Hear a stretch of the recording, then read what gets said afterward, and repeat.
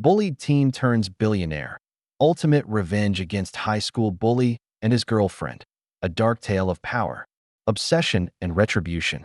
The hallways of Westbrook High were a minefield, and I walked them like a soldier defusing unseen explosives. Every glance, every snicker, every whisper seemed aimed at me, the target of Jason's relentless campaigns. He was the kind of guy who thrived on fear and admiration in equal measure. Blonde hair perfectly combed, confident smirk plastered on his face, surrounded by his loyal circle of cronies. And I was the opposite, quiet, slight, easy to overlook, or, as Jason preferred, to crush. It started with subtle things. My locker was always jammed shut, my books thrown to the floor, notes in my bag that weren't mine. Then escalated. Lunchroom ambushes, tripping me in crowded corridors, spreading humiliating rumors that made even teachers cast skeptical glances my way. Every day felt like a calculated performance of torment, and every day I endured it silently, my anger coiling tighter inside. Teachers offered platitudes, ignore him, rise above, but they didn't see what it did to you when someone made a sport out of your misery. Friends were scarce. Most wanted to avoid trouble, and a few whispered their sympathy behind closed doors. But Jason didn't care. He thrived on attention, and he had perfected the art of turning everyone into spectators of my humiliation. The worst was knowing that no one would ever face him. Not really. He had charm in abundance. He could make even the most principled teacher hesitate, could convince a group of friends that it was all just harmless fun. And I, the boy they all pitted quietly, became the canvas for his entertainment. That I remember the day he cornered me in the stairwell, leaning close with that smug grin, the smell of his cologne suffocating. "You think anyone will ever notice you outside this school, huh?" He sneered. I said nothing, swallowing my fear and humiliation, but inside, a spark ignited. I vowed, then and there, that one day, the tables would turn. Not just subtly, not just in passing, I would rise. I would succeed. And when I did, he would see everything he had taken from me reflected in a life I controlled. For years, that promise became my secret mantra. Every sleepless night, every ignored insult, every whispered laughter at my expense fueled it. While Jason laughed, I planned. While he basked in temporary power, I mapped a path to permanent dominance. And although I didn't know the details yet, I knew one thing. Revenge would be inevitable, precise, and unforgettable. After school ended and the hallways emptied, I would linger in the empty library, tracing my fingers along the spines of books that promised escape and knowledge. While Jason and his crew disappeared into parties and sports practices, I immersed myself in learning, finance, technology, psychology, the subtle art of persuasion. Every page I read, every formula I memorized, every concept I absorbed felt like a tool for the future I was building silently. At home, my bedroom became a fortress. I scrawled goals on sticky notes, each one a tiny declaration of intent. University, career, wealth, influence. The walls, cluttered with textbooks and notebooks, were my silent witnesses. I would often stare at my reflection in the mirror, whispering under my breath, "One day, you'll see. One day, I'll be untouchable." The words tasted like iron and fire, a mixture of rage and determination that I didn't waste energy on hatred that could be spent on growth. I studied how people like Jason operated, dissected their strategies, their social armor, their weaknesses. The realization was clear: arrogance is a predictable weapon. It blinds you to preparation, blinds you to those quietly sharpening their edge in the shadows. And I was sharpening mine, patiently, relentlessly. While my classmates partied, I worked on small projects, coding, side businesses, freelance consulting. Every dollar earned, every skill honed, was a brick in the foundation of a future Jason could never have predicted. I surrounded myself with mentors, online communities, and books that taught not just wealth, but influence, charisma, and social leverage. I learned how to make people notice me without trying, how to command a room without raising my voice, how to make my absence felt as strongly as my presence. Sometimes, late at night, doubt crept in. What if Jason had no place in my future? What if revenge felt empty once I achieved success? But the spark I had ignited in the stairwell years ago refused to be extinguished. The thought of the boy who had reduced me to shame, the laughter at my expense, the whispered jokes. These fueled a vision that was as much about proving my worth to myself as it was about showing him the cost of cruelty. By the time graduation rolled around, I wasn't just surviving, I was plotting. I knew my trajectory would diverge sharply from his. He would stumble into adulthood, relying on charm and fleeting popularity, while I carved a path built on skill, intellect, and quiet audacity. And someday, when the world recognized my achievements, I would encounter him again, not as the boy in the hallway, but as a man whose arrogance had left him unprepared for what life could deliver in the quiet hours. I practiced my smile in the mirror, the one I would use years later in boardrooms and social gatherings. It would be calm, confident, magnetic. It would draw people toward me, including those who had once belonged to him. And when that day came, Jason would realize that the boy he had tormented had not only survived, but thrived, and thrived on a scale that would make his own successes pale in comparison. College was a revelation. For the first time in my life, I could move through a world that didn't measure me by my awkwardness, my silence, or the cruel nicknames that had haunted me for years. Here, no one knew the boy Jason had mocked. Here, I could reinvent myself, and I did so with meticulous care. I threw myself into my studies with a hunger that astonished even me. Long nights in the library became routine. I thrived on the challenge, on the feeling of building something tangible from the raw material of knowledge. Every exam I aced, every project I completed, felt like a small victory against the past. I began networking, attending lectures, joining clubs where influence mattered more than gossip. Slowly, I cultivated an image of competence, intelligence, and quiet authority, but it wasn't just academics. I discovered the power of presence, the subtle ways to command attention without shouting. I observed, I practiced, I refined myself. The shy gestures, the nervous glances, they vanished. In their place, I projected confidence that drew people toward me, curious to understand the person who seemed so composed, so capable. And with every connection I made, every opportunity one seized, I felt a small, satisfying taste of the freedom I had been denied in high school. Socially, I experimented carefully. I learned the art of subtle charm, the influence of well-timed compliments, the magnetic pull of someone who listened intently but spoke deliberately. I wasn't the loudest in the room, but people noticed me. Professors remembered me. Students gravitated toward me. And somewhere deep inside, I smiled, knowing that one day Jason would meet this version of me and wonder why he hadn't seen it coming. During those years, I also developed a meticulous plan for my career.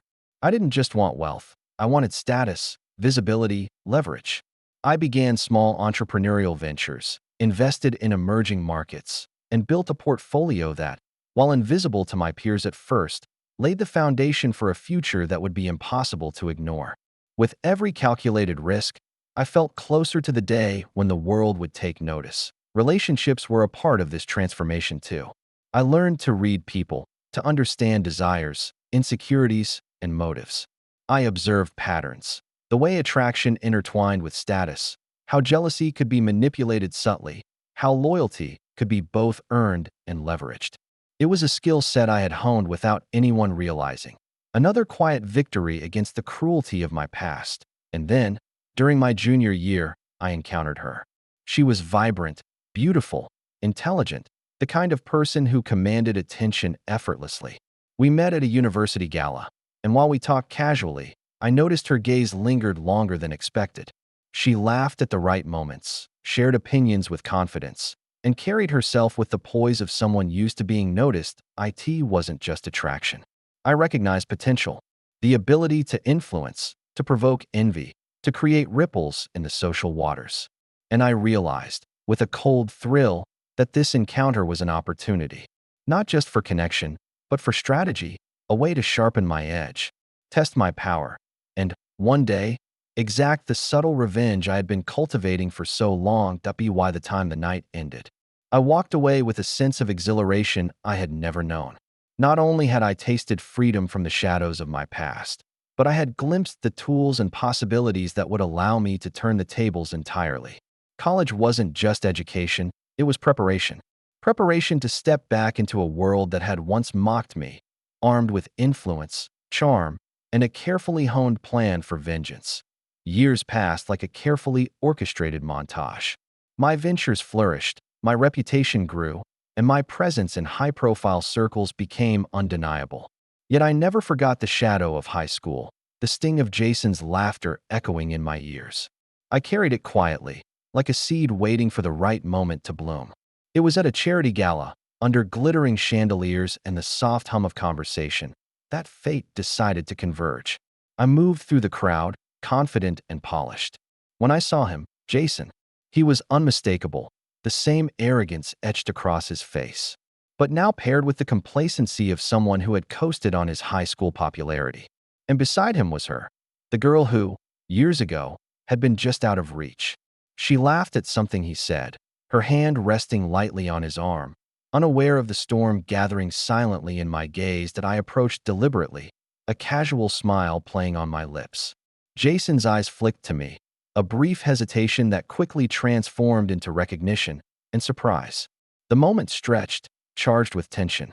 I offered a polite greeting, extending my hand, and he shook it awkwardly, the confidence of his youth faltering under the weight of my presence. Her eyes, however, held curiosity.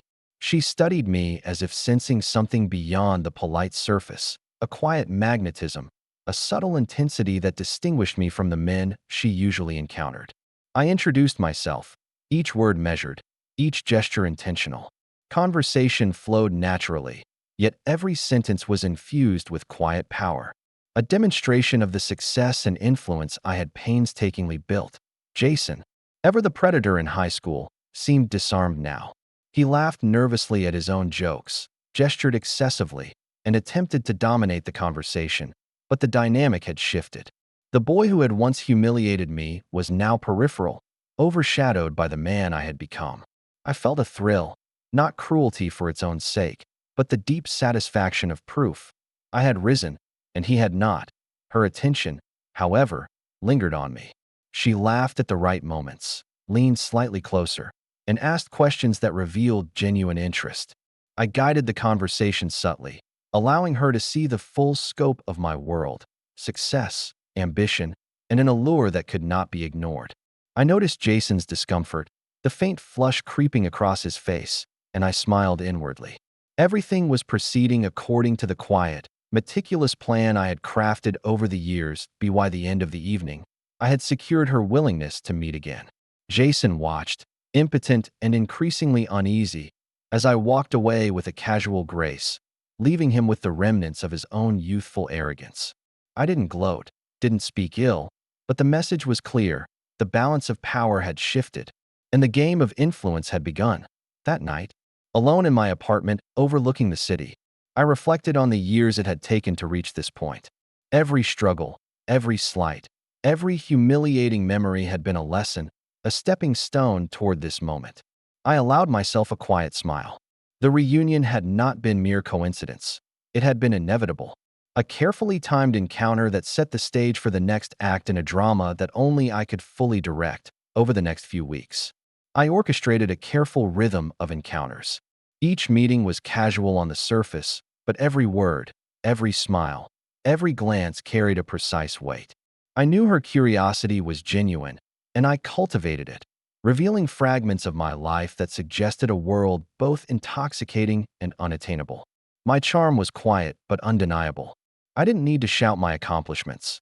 They spoke for themselves. She laughed at my stories, asked questions that allowed me to display my intelligence and wit, and often lingered longer than necessary, as if drawn by an invisible force. I let her see the luxury without flaunting it, the art on my walls, the carefully curated books, the effortless way I navigated high society events. Every detail reinforced a single idea. I was someone she could admire, desire, even envy. Meanwhile, I kept tabs on Jason's reactions. Through mutual friends or social media, I could sense his growing unease. The boy who had once been untouchable now floundered subtly, his confidence eroding as he watched her attention shift toward me. It was satisfying, not just for revenge's sake, but for the affirmation it provided. Years of effort, self-improvement, and patience were now tangible. The world had finally tilted in my favor. When we met for dinner one evening, I chose a quiet, elegant restaurant, the dim lighting creating intimacy without overt romance. Conversation flowed effortlessly. I asked her about her ambitions, her passions, and listened intently, subtly mirroring her emotions to build rapport. I allowed her to sense my vulnerability in small, carefully measured doses, creating trust and deepening the connection that it was in these moments, subtle and controlled, that the seduction truly took hold. She didn't realize she was being drawn into a web woven years in advance, a web designed not only to captivate her, but to deliver Jason's long-delayed reckoning. I let her feel the allure of my success, the excitement of a life she had never imagined, all while maintaining an air of effortless indifference by the end of the evening. Her eyes lingered on mine longer than usual.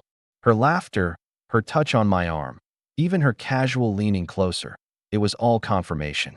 She was mine to guide, and through her, the final act of my carefully planned revenge was already beginning. Jason, still unaware, would soon see the consequences of his past cruelties unfold with precision and inevitability. That night, as I walked home, the city lights casting reflections on the streets below, I felt a sense of quiet triumph. Every calculated move, every step in my personal evolution had led to this delicate, intoxicating moment. The seduction was not just a personal victory, it was the instrument of a long-awaited justice, a silent but undeniable reckoning. For the boy who had once tormented me without consequence, the subtle game I had been orchestrating began to ripple through our lives in ways I had anticipated, and in ways I hadn't. Every interaction with her was a carefully choreographed step, yet the tension it created in Jason's life was electric, almost palpable. He began to notice changes, small ones at first, the way she seemed more animated, more radiant, more engaged when I was around. Every glance I caught of him was sharp with suspicion, a mixture of jealousy and disbelief, and it fueled a quiet, satisfying fire within me that I made no effort to hide my successes when she was present. The stories I told were neither boastful nor arrogant, yet they carried the weight of achievement, awards, accolades, and moments of professional triumph. I allowed her to see the contrast between her current life and the life I had built. Slowly, carefully, I became an intoxicating figure in her world, the magnetic pull that Jason couldn't match. Meanwhile, Jason's behavior began to shift. He checked his phone compulsively, scanning her messages, replaying conversations in his head, calculating his next move. The once confident bully now fumbled in subtle, telling ways. A forced smile, a curt joke that fell flat, a lingering hesitation before speaking. The years of privilege and power he had relied on in school could not prepare him for this kind of psychological warfare. One evening, I arranged a casual outing, just the two of us, at a small art gallery. The dimly lit rooms and hushed atmosphere created an intimacy that felt unforced. I listened to her thoughts on paintings, asked questions that revealed insight into her personality, and laughed at her stories with a natural warmth that drew her in. Each gesture was intentional, each word a brushstroke in a portrait I was painting of connection and desired at the same time. I made sure Jason was aware of my presence, but never directly. Mutual friends casually mentioned our dinners, or photos appeared subtly on social media. I wanted him to see, to feel the subtle erosion of control he had once wielded effortlessly. I wanted him to experience the helplessness, the creeping anxiety, the awareness that the balance of power had shifted irrevocably. The tension was not just external. It was visceral. Each interaction with her sent my pulse racing with a mixture of anticipation and vindication. Watching her lean into my words, smile at my jokes, and respond with a growing curiosity I had longed to see, I felt the years of silent planning crystallize into tangible victory. The thrill was almost dizzying, not just for the revenge, but for the mastery of control, the art of turning patience and perseverance into a weapon. And then came the moment that confirmed everything. She reached for my hand across a dinner table, her fingers brushing against mine, lingering in a way that carried unspoken acknowledgement.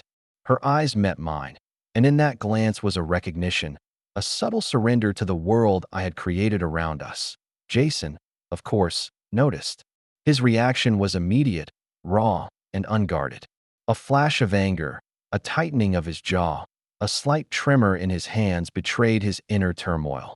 The boy who had tormented me in school, who had once commanded attention and admiration, was now powerless in the face of the consequences of his own actions that I let the moment linger. Careful not to rush, careful to savor the slow, intoxicating climb of tension. The stage was set, the players defined, and the inevitable reckoning had begun to be. By the time the evening ended, the distance between desire and revenge had blurred. She wanted me, and Jason knew it. The tension had become a living entity, pulsing between us, threatening to explode at any moment, and I was in complete control. The seeds I had planted over years of quiet strategy had finally begun to bear fruit, and the climax of my long-awaited revenge was drawing nearer with every passing day. The day had finally come when subtlety alone could no longer serve my purpose. I had woven my influence, my success, and my presence so carefully that now, the moment demanded action. I planned our encounter with precision, ensuring that Jason could not predict or control the situation. Everything had to be executed flawlessly. The timing, the location, the atmosphere. It began with a message, casual, seemingly innocent, yet calculated to pique her curiosity. A simple, "Hey, want to check out this new cafe I found?" sent just the right amount of intrigue and anticipation. I knew she would accept. The spark between us had been building steadily, and she was now receptive to the attention she had not realized she desired. The cafe itself was intimate, with warm lighting that softened edges, creating a sense of privacy in a public space. That as she arrived, the subtle changes I had noticed before became even more apparent. Her eyes lit up, not with recognition of my power, but with genuine interest in me as a person, a depth of attention that made my strategy all the more satisfying. I greeted her casually, maintaining the air of ease that had become my signature. There was no rush, no desperation, just the quiet confidence of someone who knew exactly what they wanted. We talked. We laughed. Each moment was an interplay of curiosity and connection. I allowed myself to reveal small, personal victories, triumphs in my career, the travel experiences that had shaped me, even anecdotes of struggle that highlighted resilience. Each story subtly contrasted with the life she had shared with Jason, highlighting what she could have but had not yet experienced. Meanwhile, the real game was taking shape behind the scenes. Jason had noticed the invitation, the time she would be away, the likelihood of her choosing me over mundane routine. He began to stir with unease, though he tried to mask it with a facade of normalcy. I knew this. I had anticipated his reactions for years. Every heartbeat, every pause in his speech when he glimpsed her attention elsewhere, every flicker of doubt. These were the instruments of my revenge, playing out exactly as planned. At the cafe, I let my charm flow naturally, allowing each gesture to convey subtle intimacy. The brush of my hand against hers, the quiet attentiveness and listening, the gentle teasing, all carefully balanced between flirtation and restraint. She responded with curiosity, her laughter freer, her smiles warmer than she had offered Jason in recent months. The shift was undeniable. Her gaze lingered on me, questioning and inviting at the same time. That I could feel the tide turning. Jason, if he were to intervene, would find the ground beneath him shifting, the power dynamics altered irreversibly. And yet, I was careful. This was no impulsive act. The first move in any strategy is the most critical. Misstep now would undo years of patient planning. When the afternoon waned, I suggested a walk. The sun dipped low, casting long shadows, creating a private world in the midst of a crowded street. Her hand brushed mine once more, and I did not pull away. This small, deliberate touch, amplified by the emotions and tension already building, served as the first real escalation, the tangible proof that the game had begun. And I held the upper hand. By the time I saw her safely to her door, the shift was complete. She was intrigued, drawn to me, and beginning to question her loyalty to the life she had with Jason. And Jason himself? He had no idea how far the trap had been set, nor the subtle, unyielding control I now wielded. The first move had been made, and the board was mine to command. The stage was no longer theoretical. It was alive, dynamic, and breathing. And I was ready to guide every step toward the climax I had imagined for so long. The days that followed were a delicate dance of influence and intention. Every interaction with her was deliberate, yet cloaked in the guise of spontaneity and natural interest. I had learned early on that the true power of seduction lies not in force or urgency, but in the subtle manipulation of desire and curiosity. Each message I sent was timed to create anticipation, each conversation structured to reveal just enough to captivate her imagination that I discovered what made her laugh, what inspired awe, and what brought a flicker of melancholy to her eyes. In casual mentions, I revealed my achievements, my business ventures, my travels, my connections, always framing them as natural outcomes of passion and dedication, never as boastful triumphs. She noticed, of course. She could not help but notice. And as she did, I felt the first threads of doubt begin to weave into her loyalty to Jason. Our meetings became more frequent, each setting chosen to heighten intimacy without revealing intent. A gallery opening, a quiet restaurant tucked away from the crowds, a rooftop with a view of the city lights. Each location carefully chosen to evoke emotion and create memory. My focus was clear. She needed to associate me not just with desire, but with a life that felt exciting, complete, and unattainable under Jason's shadow at the same time. I ensured my presence in her world was undeniable. A casual appearance at events she attended with Jason, a chance encounter at a cafe she frequented, subtle yet deliberate. I wanted her to see me as both inevitable and extraordinary, a force that could not be ignored. Jason's unease began to surface. I noticed it in the way he distractedly scrolled his phone when I entered a room, in the fleeting glances of concern he shot her way, and in the slight hesitation in his tone when speaking to her. Every reaction confirmed the effectiveness of my strategy, yet I maintained restraint. Too much, too fast, would reveal the plan. Patience was the true weapon. I let her take the initiative in small ways, reaching for my hand first, laughing more freely, leaning closer in conversation. I responded with careful attentiveness, guiding her emotions like a conductor leading an orchestra. She began sharing personal thoughts with me, reflections she had never confided in Jason, small cracks forming in the foundation of her previous loyalty. The psychological tension was intoxicating. I allowed her glimpses of my vulnerability, stories of setbacks overcome, lessons learned, and dreams still in motion. Each disclosure was crafted to deepen connection while reinforcing the sense that she had found someone exceptional, someone who embodied what Jason could never be. The thrill of my subtle dominance and the slow, irresistible pull of her curiosity created a potent mix that neither she nor Jason could resist noticing. Every encounter was a calculated step toward the ultimate goal: to make her question everything she thought she knew about love, loyalty, and desire. My strategy was clear: seduce, intrigue, and dominate, not through force, but through undeniable presence, undeniable success, and undeniable allure. By the time the first real emotional attachment formed, the board was set. Jason's position was already crumbling, his power over her fading like shadows at dusk, and I was ready. Every word, every glance, every small act of intimacy was part of a larger design, a design that had been years in the making. The seduction was no longer a possibility. It was a certainty. And as I watched her smile at me, a smile that had once been reserved only for Jason, I felt the first true taste of victory. The game was advancing, and I held all the pieces in place. The moment arrived almost imperceptibly, yet it hit with the weight of inevitability. The subtle tensions, the carefully orchestrated encounters, the slow erosion of trust between Jason and her, all converged into a single, unmistakable shift. I noticed it first in her eyes, a hesitation, a flicker of doubt, and then a glimmer of longing that had never been there before. It was as if the walls she had built around her loyalty to Jason were cracking under the pressure of my presence, that I orchestrated a situation that forced proximity, yet appeared accidental. A small gala, crowded and buzzing with conversation, where our paths would naturally cross.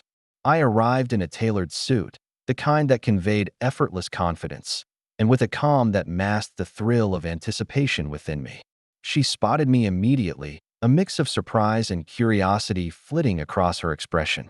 Jason followed, distracted and oblivious to the subtle cues I had planted over months, that we found ourselves sharing a quiet corner, where the crowd became a blur and the world outside our little bubble ceased to exist. I spoke softly, each word carefully chosen to evoke intimacy without overt seduction. I reminded her of shared laughter from previous encounters, subtly reinforced the contrast between my adventurous, ambitious life and the stifling predictability of her life with Jason, and allowed moments of vulnerability to surface that invited trust and emotional dependence. The turning point came when she reached for my hand, a small, almost unconscious gesture, but one that sent a surge of confirmation through me. It was a signal that the emotional bridge I had built between us had become strong enough to withstand her previous attachments.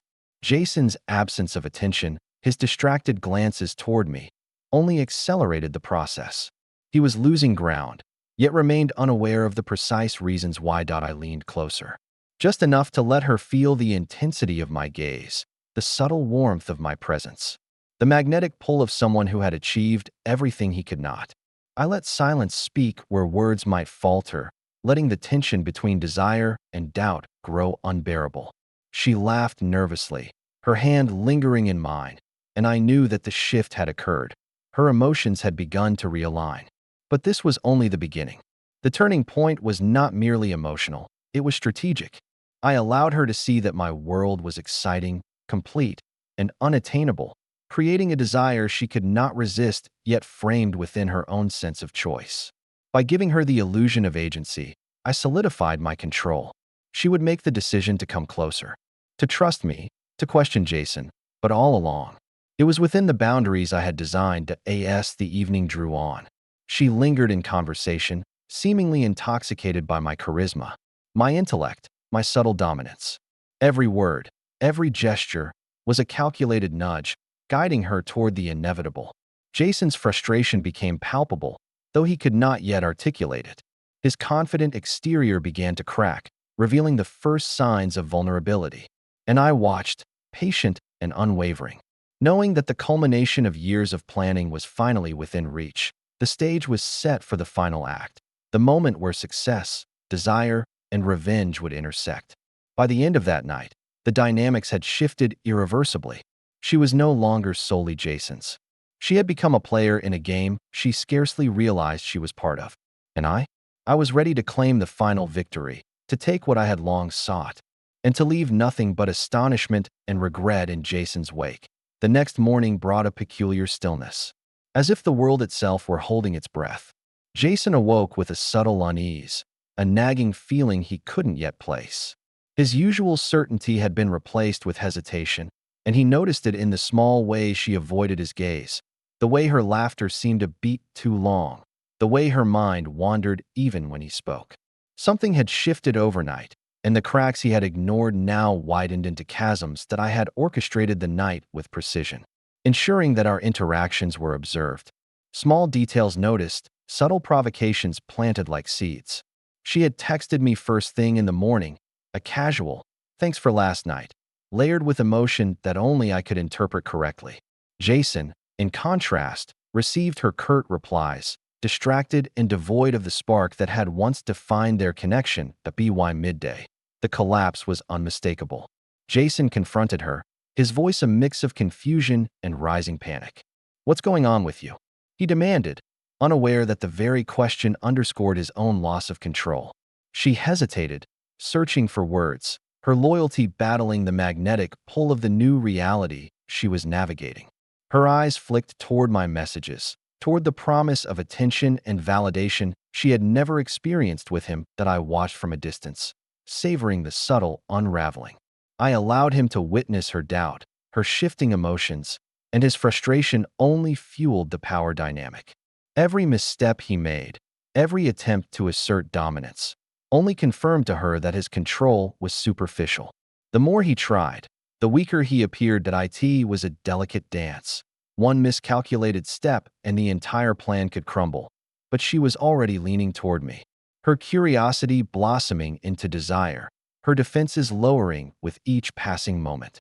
Jason's words grew sharper, more desperate, but his actions lacked the precision necessary to reclaim what was slipping away. By evening, the first true fracture had formed. She admitted, almost reluctantly, that her feelings were conflicted, that something in her had changed. Jason, Blindsided by honesty he neither wanted nor expected, recoiled. His sense of certainty, the very foundation of his superiority, began to erode. I could see it in his posture, the subtle slump of his shoulders, the tension in his jaw, a man realizing that he was losing more than he could ever regain. The emotional collapse was complete when she sought out my company instead of his, her choice quiet but unequivocal. I welcomed her with composure, a small smile that conveyed both reassurance and subtle triumph. She leaned closer, confiding fears, doubts, and dreams she had never shared with Jason. Every revelation deepened her dependence on me, every laugh, every touch, every whispered secret pulling her further from the past and closer to the inevitability I had meticulously orchestrated by the end of the day. The transformation was undeniable. Jason was left grappling with disbelief and mounting despair, his world subtly but irrevocably altered. And I remained calm, almost invisible, knowing that the seeds I had planted had grown into a force far beyond mere revenge. They had become my dominion.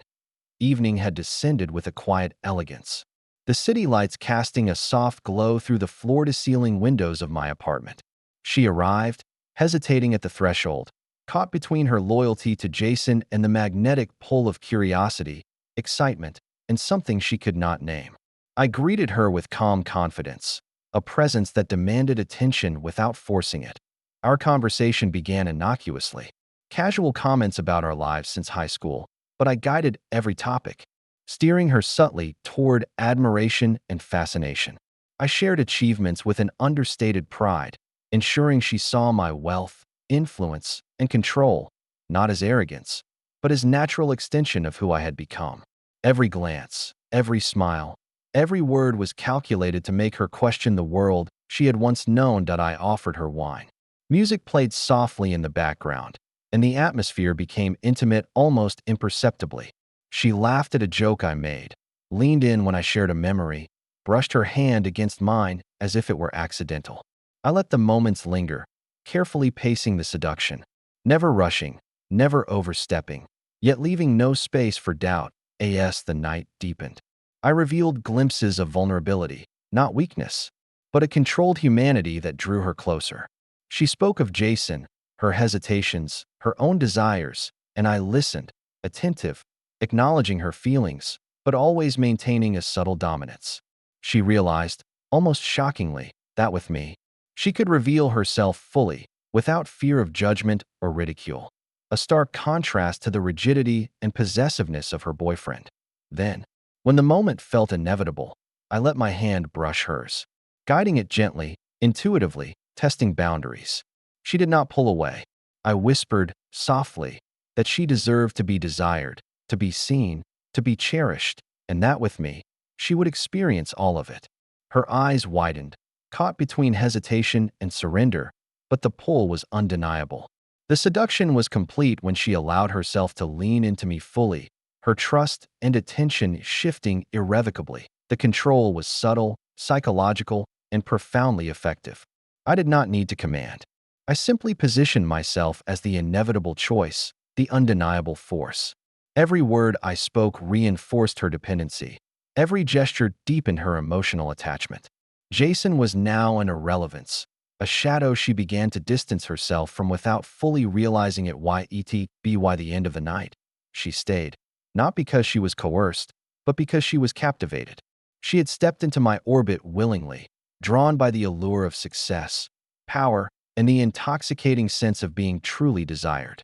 I had become the axis around which her world now turned, and every subsequent day would reinforce this truth.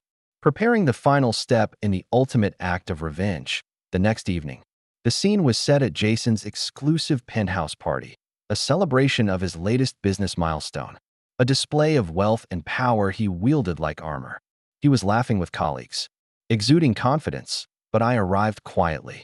Unnoticed at first, my presence a subtle threat rather than a spectacle. She was with me, her hand lightly brushing mine, her gaze occasionally flicking toward Jason. He saw it eventually, and his expression shifted instantly from pride to confusion, then to growing alarm. His friends noticed too, the whispers traveling quickly through the room. Who is she with? Why is she looking at him like that? I approached casually, with the kind of calm dominance that unnerves without aggression. Jason's eyes met mine, and the tension was palpable. No words yet, just a silent acknowledgement of the war about to unfold. His control was a brittle facade. My presence exposed the cracks. Then, with a slow, deliberate movement, I spoke, my voice smooth, almost casual. "Enjoying the party, Jason?" He forced a laugh, but it lacked conviction. I continued, letting her glance at him knowingly, every subtle cue a blade twisting. "I see things have changed since high school. Some of us grow into the people we were meant to be, and some of us try harder to hide who they really are." Jason's jaw tightened. "What are you implying?" he asked, his tone brittle, defensive. I didn't answer directly. Instead, I let her step slightly closer to me, her presence a deliberate provocation. The subtle closeness, the light touch of her hand on my arm, the faint scent of her perfume, it all worked as a psychological hammer against him. I spoke again. Quieter this time, just loud enough for him to hear. "I wonder how it feels to see someone you thought you controlled. Choose differently." His face flushed. The room's chatter faded from my focus. All that mattered was the shift in the balance of power. Jason tried to laugh it off, to reclaim dominance with sarcasm. But it faltered under the weight of her gaze, her curiosity, her subtle admiration, and the emotional alignment she had already begun to shift toward me. Every word I said, every movement, every glance reinforced that he was losing control. Finally, I leaned in slightly, letting my voice drop to a tone that was intimate, yet terrifying in its precision. "You thought you could define her world. But some things aren't yours to keep. Some things belong to no one but the one willing to rise above the past." Jason's fists clenched. He tried to step forward, to assert himself, but she subtly interposed herself, placing a hand on my chest, not in fear, but as a clear signal of alliance. The final blow wasn't physical. It was emotional, undeniable, and devastating. He realized that everything he had built in arrogance and cruelty could not protect him from the consequences of years of overlooked ambition. By the end of the night, she left with me, walking out not only from his party but from his influence entirely. The power dynamic had shifted irrevocably, leaving him exposed, humiliated, and powerless, just as I had envisioned. My revenge was now almost complete, orchestrated through precision, patience, and psychological dominance. The morning after the party was quiet, almost surreal. The city below shimmered with life, unaware of the personal war that had been waged in the penthouse above. She was there, sitting across from me at a sleek breakfast table, sunlight catching the edges of her hair, her expression calm yet tinged with curiosity. That I watched her closely. The way she moved, the way she laughed softly at something I said, still unaware of the full depth of my intentions. My revenge was nearly complete, but the final act required precision. She had been a pawn, a tool to deliver the psychological blow to Jason, and now I needed to ensure that the lesson resonated. She looked at me, her eyes searching. "Did you want this? Really?" There was a flicker of doubt in her voice, a question about morality or perhaps about the complexity of desire. I smiled gently, a mask of charm and detachment. It wasn't about wanting, it was about balance. Sometimes, things need to be set right. Meanwhile, Jason was already trying to recover, sending messages, attempting to appear unaffected. But each notification he sent was a reminder of his failure, his ego bruised beyond repair. He couldn't comprehend that the world had shifted under his feet, that the boy he had bullied had become someone he could no longer intimidate. She leaned closer, curiosity still strong. "And him? What now?" I shrugged lightly, almost indifferently. "He'll learn. Eventually. Some lessons take time to sink in." Her gaze hardened slightly, sensing the truth. She had been an instrument of that lesson. But she didn't resist, she didn't argue. Her role in the story was now clear. By the end of the day, she left. Not with Jason, not even entirely with me, but understanding that her presence had served its purpose. My revenge wasn't cruel for cruelty's sake. It was a calculated reminder that power, respect, and success aren't given, they're earned, and that the ones who underestimate you often pay the highest price. I returned to my work, to the life I had built meticulously over years of silent struggle. Success was no longer just a personal achievement. It was proof of resilience, of patience, of strategic precision. Jason would never forget the night, the loss, or the way everything he thought he controlled had been dismantled quietly, elegantly, and irrevocably. And as I watched the skyline from my office later that evening, I felt the final weight of satisfaction. Revenge was not just a moment, it was a process, a testament to survival, growth, and the power of patience. Weeks later, the city had returned to its usual rhythm, indifferent to the quiet victories and personal reckonings that had unfolded. I sat alone in my apartment, the soft hum of traffic below a gentle reminder of life moving forward. The revenge had been delivered. Jason's pride shattered, his arrogance exposed. The girl, she had been a means to an end, a tool, nothing more, and now she was gone, leaving only the lingering truth of what had been necessary. That I thought about the years I had spent building myself, the nights of doubt, humiliation, and quiet perseverance. Every insult, every slight, every moment I had endured in silence had been fuel. Not hatred alone, but focus, strategy, patience. And now, looking back, I realized that the revenge itself was not the ultimate victory. The real triumph was knowing that I had survived, that I had grown stronger, that I had reclaimed the narrative of my own life. Power, respect, success, they were mine, earned, undeniable. The past remained a shadow, but it no longer dictated my path. I had stepped out from it, not just as the boy who had been bullied, but as the man who had endured, who had transformed suffering into strength. And in that quiet reflection, I understood something essential. Revenge could hurt. Yes, but redemption, control, and self-empowerment, they were the final reward.